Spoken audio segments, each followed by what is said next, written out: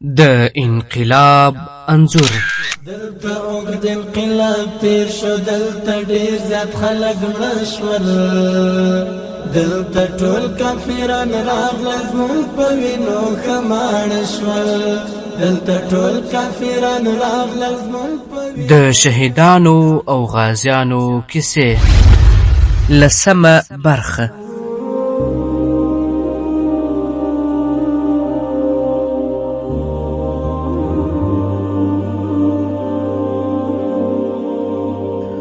الحمد لله وكفى والصلاة والسلام على رسوله خير الورى، اما بعد. محترمو ګډونوالو، السلام علیکم ورحمت الله وبرکاته. الله تعالی دې وکړي چې روغ جوړ او خوش او خوشحاله بیاست. پوه سوم چې پلار مې شهید سوی. محترمو اوریدونکو، محمد طارق د خپل پلار د ژوند جریان او د شهادت واقعه داسې راته بیان کړه. زما پلار قاری برهان الدین د 40 شپو و چې مور یې شهیده سوه. بیا یې خاله یعنی د مور خور د ده پالنه کوله، تر دې چې دوی سو او درسونه یې وویل. حفظ یې وکړ، دیني کتابونه یې تر تکملې پورې ویلي وه. پټ جهاد یې کاوه، څوک پرې خبر نه و.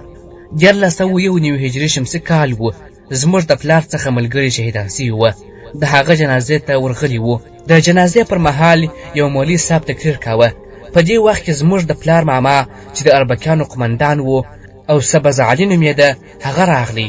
زموږ پلار یې له جنازې څخه بهر کړ، 50 متره لیرې په ډوزو شهید کړ. زموږ یو تره هم د سبز علي عسکر و. زموږ پلار چې شهید سو، بیا سبز علي زموږ تره ته خپل ریمال ورکړ چې ورسه د خپل ورور زنه وتړه. زه په هغه وخت کې 12 کلن وم. د خپلو دوستانو کره تللی وم. احوال راغی چې راسه کور ته. زه خبر نه وم چې پلار مې شهید سوی دی. اربکیانو د ټوپکو هوایي ضربې کولې. کور ته راغلو، زموږ پلار یې هم راوړی و. سپین څادر پرې هوار و. ما فکر وکړ چې جنګ سوی او دغه شهیدان یې زموږ کور ته راوړي دي. موږ یې بل کور ته بوتلو. وروسته چې راغلم پوه سوم چې پلار مې شهید سوی دی. د پلار له شهادت څخه یو څه وخت وروسته اربکیانو په کلي کې نه پرېښودو. بیا مو کابل ته کډه وکړه. هلته مو 2 میاشتې په ډېره سختي سره تېرې کړې. له محمد طارق څخه مې وپوښتل، تاسې څو وروڼه یاست او څومره درسونه مو ویلي؟ ده راته وویل 2 وروڼه یو، زه او محمد بلال. حفظ مې کړی او 6 کال تکمله کوم. محمد بلال ورور مې له 12 څخه فارغ سو، مدرسې ته هم ځي او نور په کور کې وي. ما ورته وویل له اکاګانو سره یو ځای اوسېږې؟ ده راته وویل له اکاګانو څخه جلا یو. ما ورته وویل ژوند مو څنګه روان دی؟ راته یې وویل ماماګان مو کومک را سره کوي، د پلار ملګري مو هم مرسته کوي. د باز له ځالې باز الوځي. پلار یې حافظ او ملا و. زوی د پلار لاره تعقیب کړه. حفظ او دیني درسونه یې وویل. په یوه ځل 2 جنازې. د تیر 20 کلن اشغال په مقابل کې د اتلانو تر شا ملاریو خوندو هم مرسته کوله. قدرمندو اوریدونکو، راځئ یوه بیلګه درته واوروم. کلونه وړاندې مې په ټولنیزو رسنیو کې دا خبر واورېدلی و چې د لوګر ولایت د مرکز اړوند په کمال خیلو کلي کې درون 22 کسان په شهادت رسولي وه. په شهیدانو کې یو زما د والد صاحب ملګری ملا حبیب الله اخونزاده و. والد صاحب مې ډېر خفه و. ویل یې چې حبیب الله اخونزاده شهید سوی دی. د کمال خیلو کلي اوسېدونکی مجاهد خان آغا عاصم په بمبار کې د ټپي کېدو کیسه راته وکړه. د کمال خیلو په کلي کې زموږ مرکز ته نږدې په 200 مترې کې د بازخان کور ته د شپې امریکایان راغلي وه او پټ وه. موږ ماپښین 2 بجې خبر سوو چې امریکایان راغلي دي. زموږ مرکز له مجاهدینو څخه ډک و، یعنی مجاهدین زیات وه. موږ په رابیټر کې له مولوي صاحب محمد الله برا سره غږېدو، بس اوازه ګډه سوه چې امریکایان راغلي. 3-4 بجې اوازه یقیني سوه.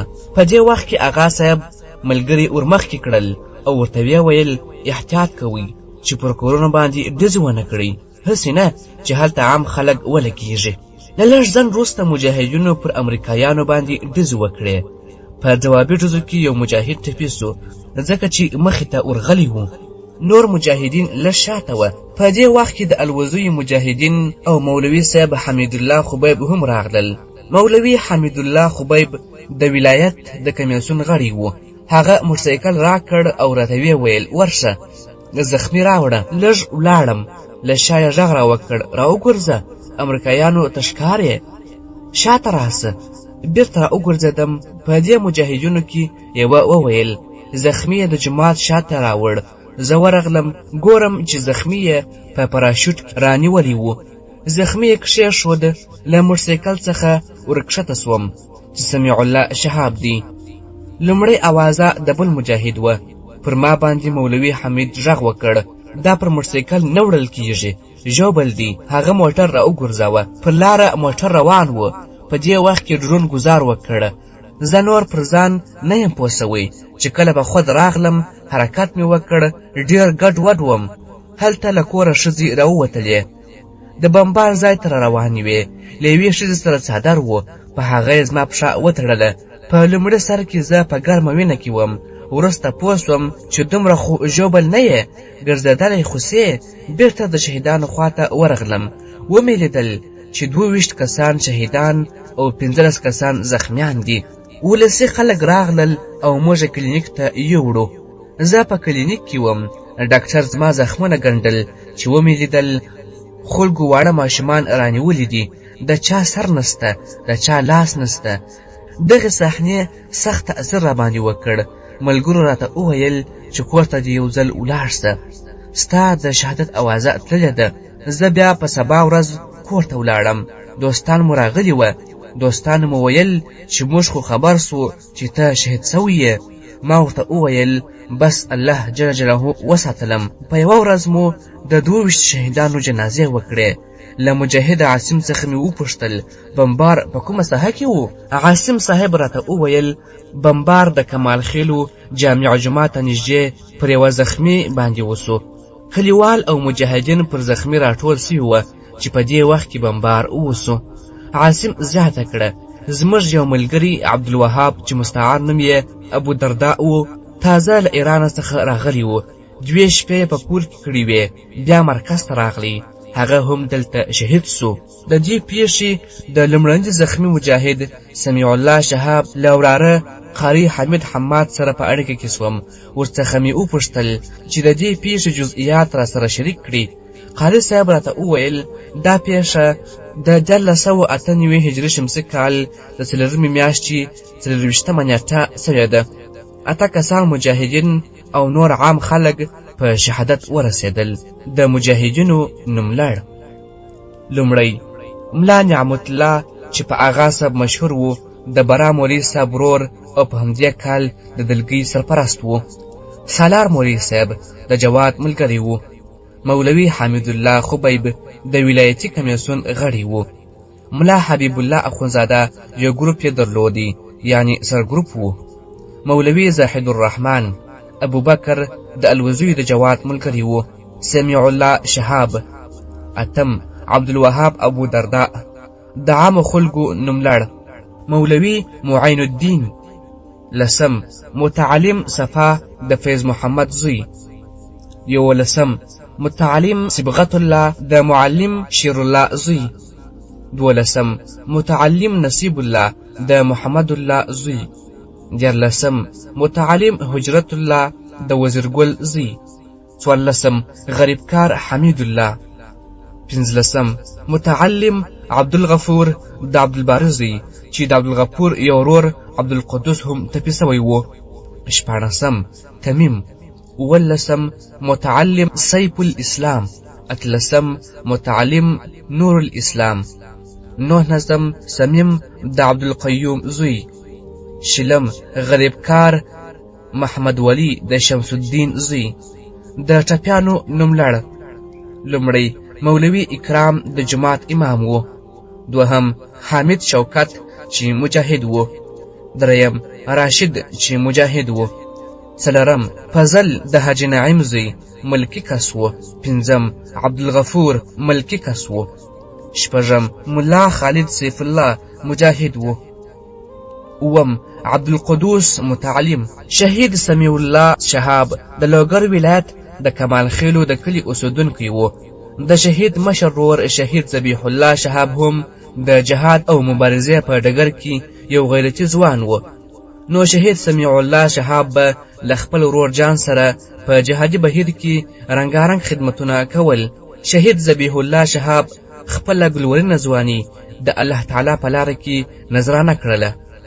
په مخامخ جګړه کې لومړی ټپي او وروسته د شهادت لوړ مقام ته ورسید. شهید سمیع الله شهاب د خپل ورور مستعار نوم چې دښمن یې ورڅخه په ویره کې و ځان ته انتخاب کړ. د جهاد په ډګر کې عملاً خدمت شروع کړ. شهاب به هر وخت له خپل ملګرو سره د کابل ګردیز عمومي سړک ته ختی او پر دښمن یې عملیات کول. د نوموړي شهید به د واده تقریباً 10 میاشتې تېرې سوې وې. یوه ورځ ویده و چې په مخابره کې غږ پرې کېږي: شهابه اورې؟ میرمن یې له خوبه څخه ویښوي او ورته وایي: په مخابره کې غږ در باندې کېږي. په مخابره کې له ملګري سره وغږېده.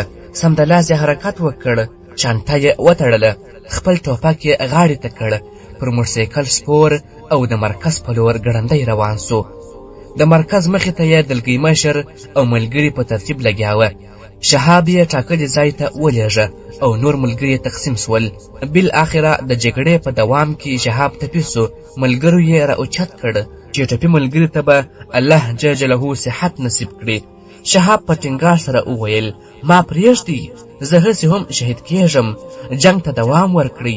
شهاب به د شهادت کلمه او نور اذکار ویل. ملګرو به ورته ډاډ ورکاوه چې کله یې ملګرو د انتقال ترتیب ورته جوړاوه. په دې وخت کې ډرون ګزار وکړ چې د ټپي شهاب په ګډون څو مجاهدین او زیات شمیر ولسي خلک او د مکتب متعلمین په شهادت ورسېدل. انا لله و انا الیه راجعون. شهید فضل ربی د لوګر ولایت د کمال خیلو کلي اوسېدونکی و. فضل ربی 7 کلن و چې د پلار د رحمت له سوري محروم سوی و. د پلار له مینې او شفقته بې برخې یتیم تنکی ځوان له خورا زیات تکلیفونو سره مخ سو. دا چې فضل ربی د مور یو زوی او د 5 خویندو یو ورور و. په نازونو رالوی سوی ځوان اوس له خورا زیاتو امتحاناتو سره مخ دی. یو خواته د کور مشکلات و، خو بلې خواته د دین ساتنې مینې او محبت پرې غالب سو. نوموړی شهید به له مجاهدینو سره له هیڅ ډول همکاري څخه ځان نه سپماوه. شهید فضل ربی د خپلو نیکو اخلاقو برکت د هر چا په زړه کې ځانګړی ځای درلودی او په هر چا ګران و. سمیع الله شهاب چې کله ټپي سو نو فضل ربی تر مرکز پورې ورغلی چې د ټپي ملګري لپاره یو څه ترتیب برابر کړي. بزدله دښمن د ډرون په نامرده ګزار سره د یوې پښتنې مورکۍ د زړه ټوټه او د 5 یتیمو خویندو یوازنۍ هیله او اسره له خاورو سره خاورې کړه. انا لله و انا الیه راجعون. 2 یتیمان چې د پلار د رحمت او شفقت له سوري څخه په لنډ وخت کې مرحوم سوي وه.